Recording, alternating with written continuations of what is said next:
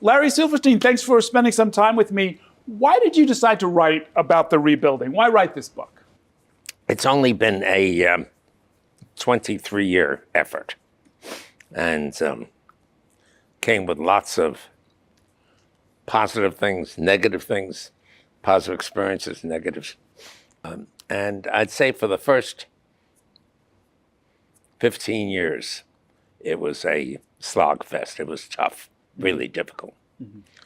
The last 7 or 8 years have been much easier. And I suppose a basic reason for writing this book is to reflect on the fact that it was such a massive effort.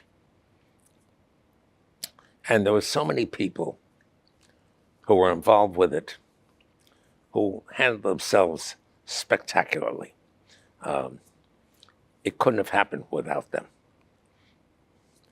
There were some others, unfortunately, who were less able to be helpful.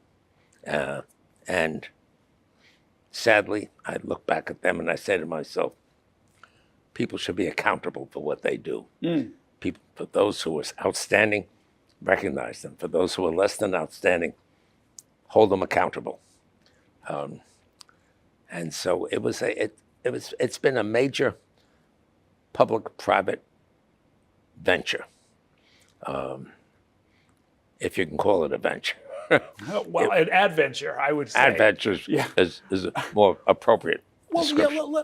Let's start with you. I mean, you talk about the inside deal to actually have acquired the World Trade Center, or the 99-year lease to operate the World Trade Center, that I didn't really know about. And you got that 7 weeks before 9/11, which some would say was a stroke of bad luck. You described that you didn't just get it, you had to fight to get it. And it was an uphill battle to acquire the lease in the first place. That's correct. In fact, it was seen at the time, I do remember this, it was seen as kind of a crazy price, whatever it was, $3.2 billion. Was it crazy high or crazy low? Well, that's right. I guess it depends on your vantage point. Everyone else thought it was high. You thought it was about the right price, I guess. I thought it was the right, yes. Yeah. As a matter of fact, I thought we did very well and to acquire it under the terms and circumstances that we did. Mm-hmm. However, all of that failed by comparison to what transpired on 9/11. Once 9/11 happened, we were faced with this enormous responsibility because the document that I signed, the 99-year lease, required me to rebuild as quickly as possible, replace any damaged area and so forth. No one ever anticipated a 9/11 event requiring a complete rebuilding. Mm-hmm. But that's what I was faced with as an obligation. I remember at the time you kept saying that there needed to be a rebuild. And now the country was reeling, the country was in shock. And there were people who were saying, well, this is about patriotism, not profit. You were sort of steering a different course and saying, whatever you think about patriotism, whatever you think about profit, I just have an obligation. We already anticipated that this might happen. No, we never anticipated that 9/11. That we never anticipated. But what became obvious is that there was a need to rebuild. There was a legal obligation to do that. But beside that, and perhaps much more important, were a couple of realities. The World Trade Center had become the locomotive for the level of business activity that transpired in Lower Manhattan once the Trade Center was built and operating. It was enormously impactful to this part of the city because close by was Wall Street and the financial capital of the city and of the world, if you will. And so the impact of losing that locomotive was staggering, or would be staggering. Mm-hmm. Evidence the fact that in so many instances, major companies who were here moved uptown because they couldn't stay here. Right? There was nothing left to stay with. And so the exodus that took place made it even more apparent to me that the importance of replacing this as quickly as possible was absolutely an essential thing to do. Otherwise, Lower Manhattan would have become desolate. There would be no reason for business to stay here. And there were millions of square feet of other businesses downtown. So there was such a dependency on the Trade Center to stay as the locomotive for business, to attract it, to make it come, to let it function and grow. That it hit me totally. And I remember getting a call from Governor Pataki early in the morning, a day or two after 9/11, asking me what I thought we ought to do. And I said, Governor, from my perspective, it's important to put it back as quickly as possible for the reason that I just cited. There was yet another reason, and that was more of an emotional reason. And that is, if we didn't do this, if we didn't rebuild it, the terrorists would have accomplished their end. And I said to myself, and I said to the governor, I said, not to rebuild this thing would be a terrible, terrible blight on our sense of obligation to our country, to our city, to everything we stand for, to democracy. Because this was an attack, not on the Trade Center, it was an attack on America and everything we stand for as a democracy. And you were saying that not just as a businessman and not just as the operator of the site. As a New Yorker. Well, as a New Yorker, and as a New Yorker who narrowly escaped death on that morning, right? I mean, That's also correct. You start the book talking about how you were supposed to be having breakfast in the North Tower. Correct. At breakfast. And you were doing this with all of your tenants. Correct. So this was a regularly scheduled That's correct. Meeting, and you happened not to go. And so it was, God bless my wife. At that time, we were married only 45 years. Today, we're 68 years. But nevertheless, at that moment in time, when I was getting dressed to come down, she said, "Where are you going?" I said, "I've got an appointment. I've got a breakfast meeting with tenants at the Trade Center." She said, "But you can't go." I said, "Why can't I go?" She said, "Because we have an appointment with the dermatologist. You've got fair skin, light hair, and you've got to go." I said, "I'll tell you what, I'll go next month." She said, "No, you canceled last month and you canceled the month before. You must go. You must go." Right? Now, she got upset. She got angry. And when you're married 45 years to the same woman and she starts to get angry and upset, you come to the conclusion that the words are, "Yes, dear. Whatever you want me to do, I'll do." And thank God that's exactly what happened. Yeah. I'm about to be married 20 years. That part of the book I totally understood, right? So you're somebody who has, I think, I first learned of you and your work around that time when the question came up of who owns this, who's going to, But you also talk in the book about how you got started, which I think people will find very interesting.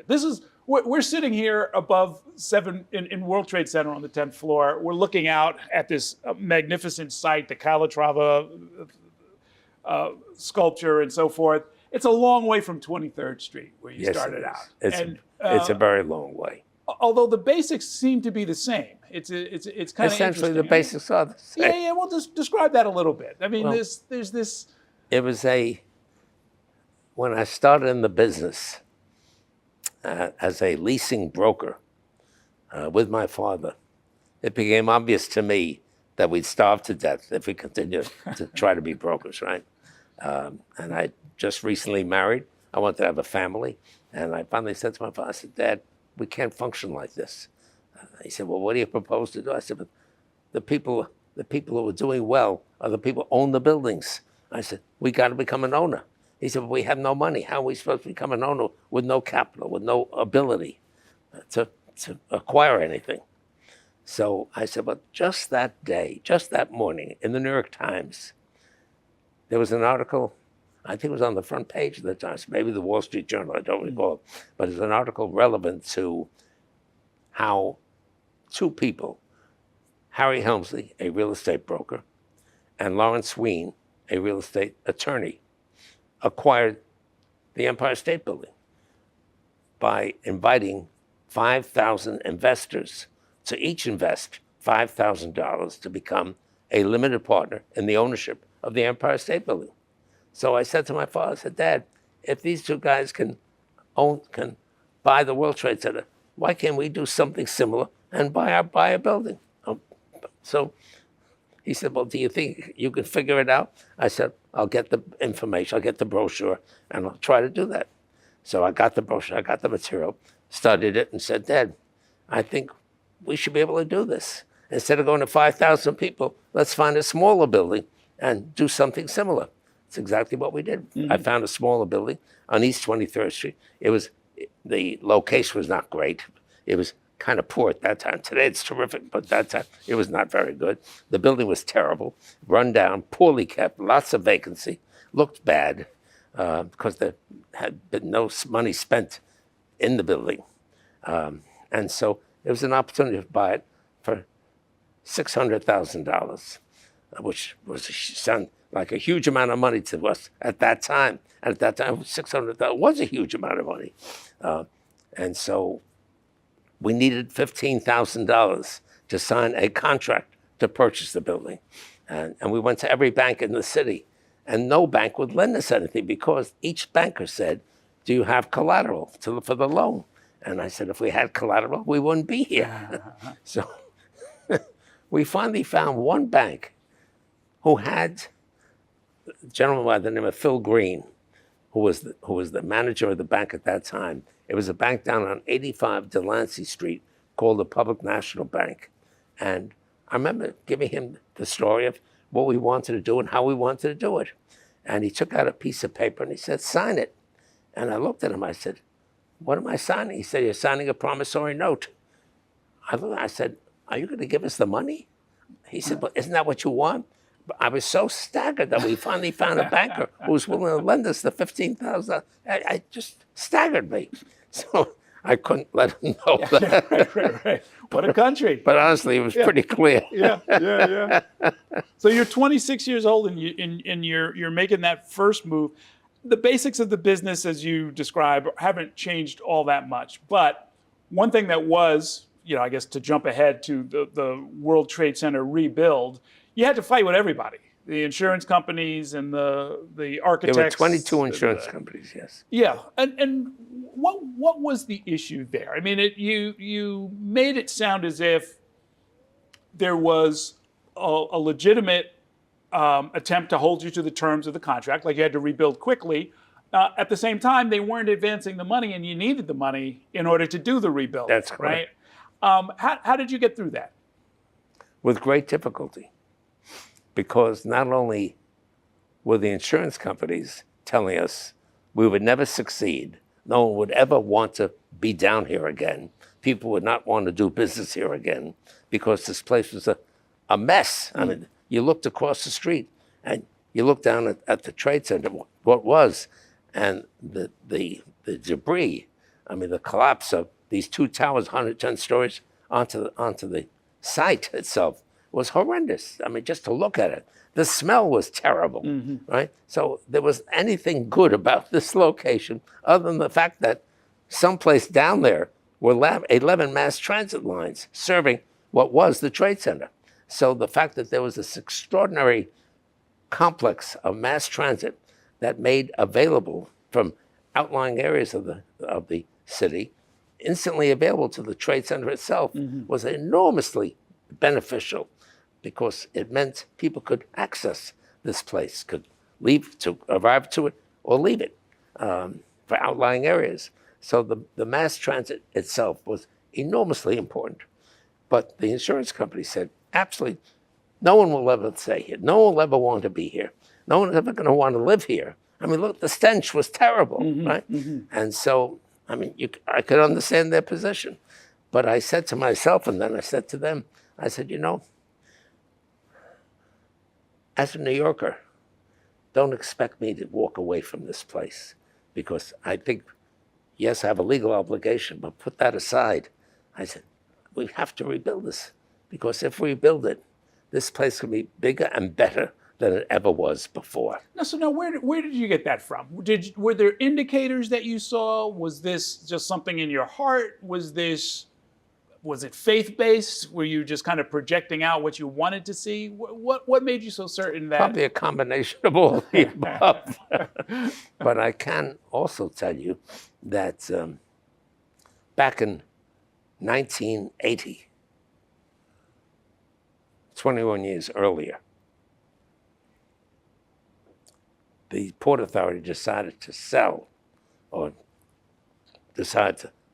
99-year ground lease on the original 7 World Trade Center site. Mm-hmm. And I bid for it and won the bid. It was a public bid and I won it. So I won the right to build a 1 million square foot, 40-story office building on the site. The Trade Center had built onto that site when they're putting foundations in for the 40-story building. They put in a Con Ed substation that provided all the electricity for Lower Manhattan, including the Trade Center, right? I won that right. And as it turned out, once I won it, I found myself talking to a potential user at JP Morgan. But when I went there and to tell them that I had now had this site and could provide them with a 1 million square foot building, what they told me was they really could use a 2 million square foot building.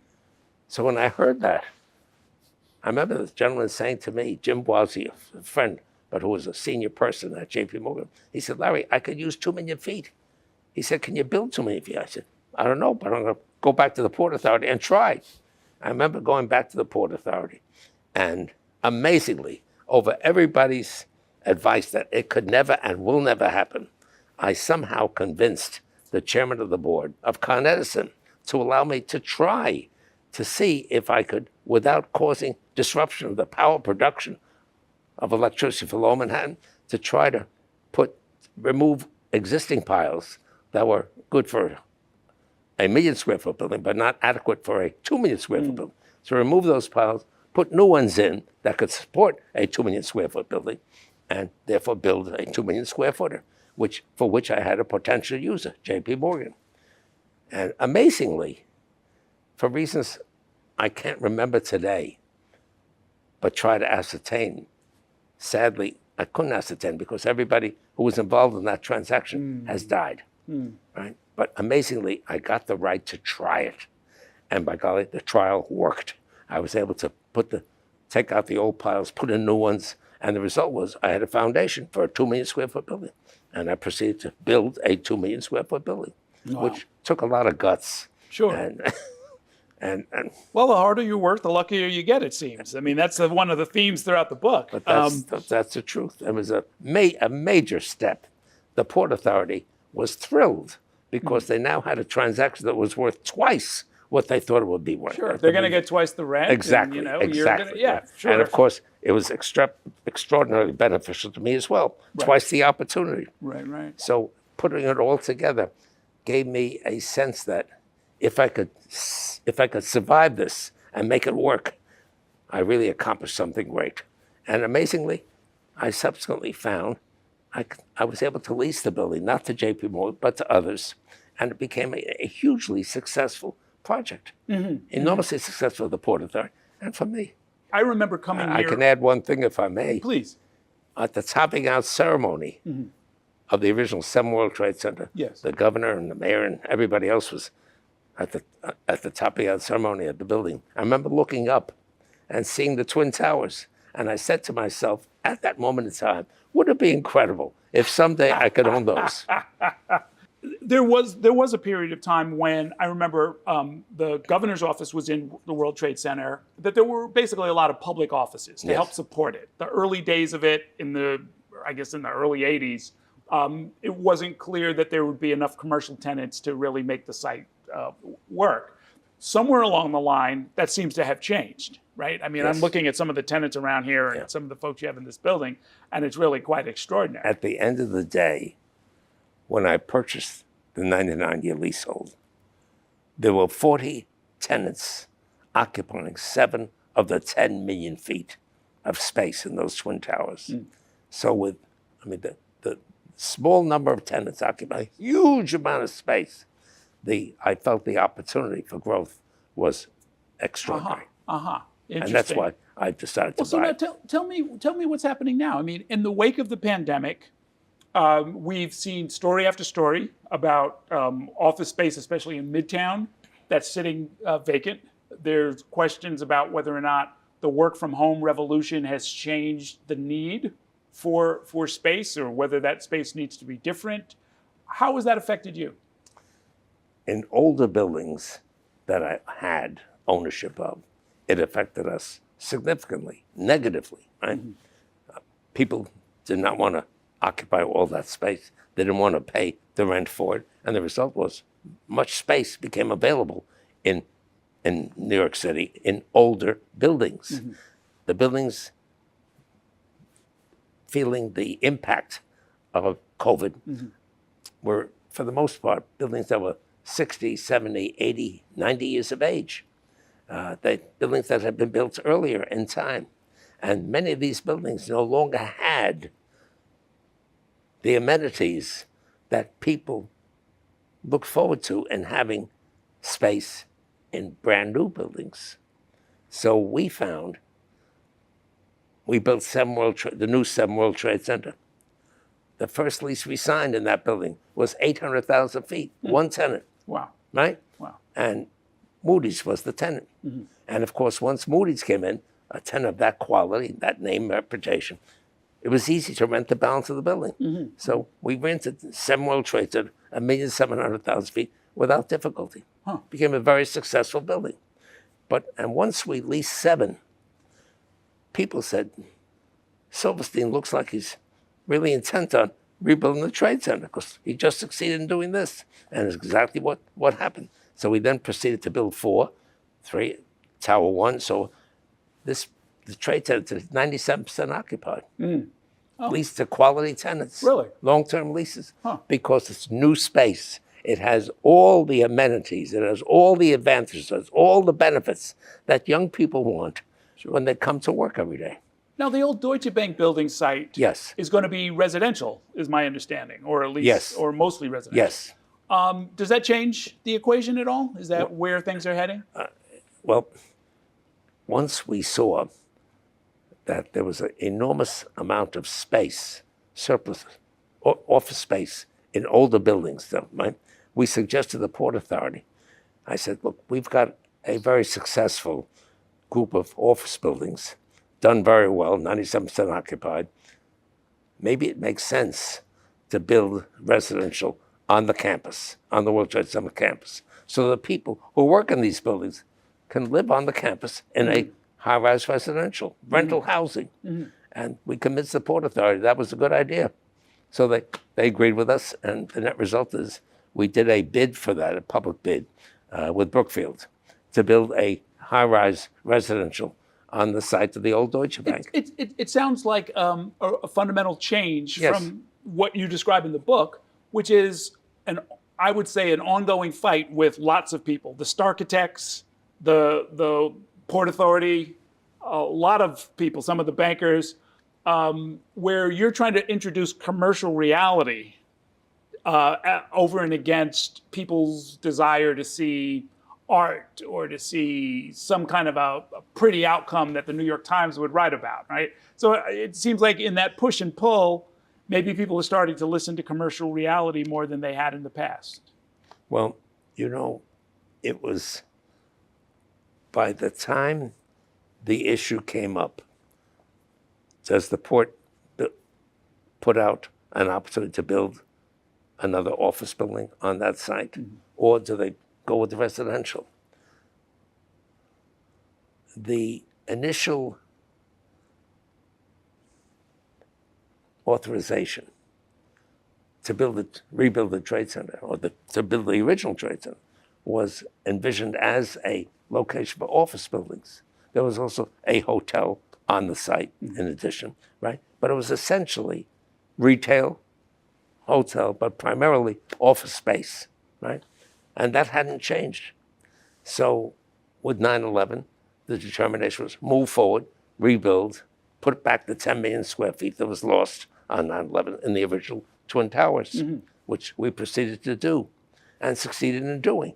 But once that had happened, it occurred to us that a major advantage for the site and for the existing buildings would be to build a rental apartment house on the same site so that people who worked here, if they wished to, could live here as well on the site. Do you think you'll see more of that in the area as a whole? Probably. Yeah. I think that will probably occur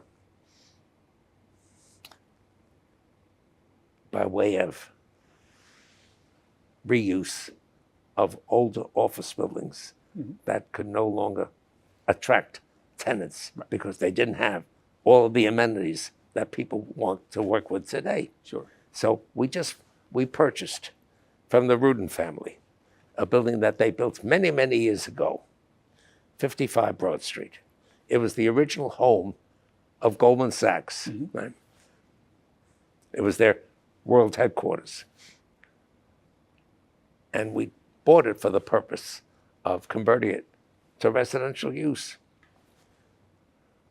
And interestingly enough, the Rudins who were selling the building decided to come back into the transaction, to stay as a partner in the deal, to see what would happen if we succeeded.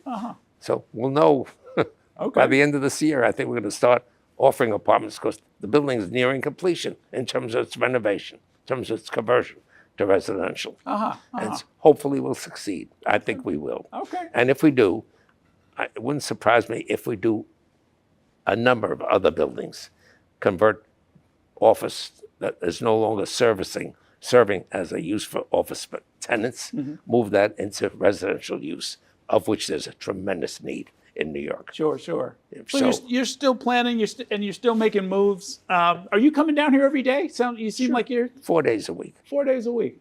Huh. Okay. What Today's a special day because I came down to see you. Well, I very much appreciate it. But what keeps you going? I mean, I know a lot of your peers and your friends and family members are retired. Well, first of all, it's a company I developed many, many years ago. And I've been at it for 65, almost 70 years. Today, my daughter is running the business. And I can't adequately describe the pleasure, the extraordinary personal self-satisfaction that I have from having one of my own children run the business. But it's hard to describe, but it's a wonderful experience. And so coming in every day to help her move in the right directions, to make good judgments with respect to the property we have, the trade center, the other real estate we have, is something that I find compelling. It just gives me so much pleasure. It's not work, is it? I'm sorry? It's not really work, is it? No. It's joyous experience to work with your own children. Now, I've got 3 children. I've got 8 grandchildren. It wouldn't surprise me at all if grandchildren become part of the business as well.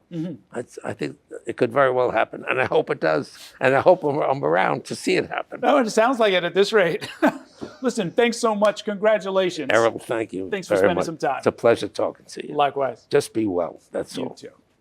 Thanks for watching our YouTube channel. For more stories in your communities, click the subscribe button right here. You can also download our app or watch us on TV for the latest news and weather updates every 10 minutes and more. We'll see you then.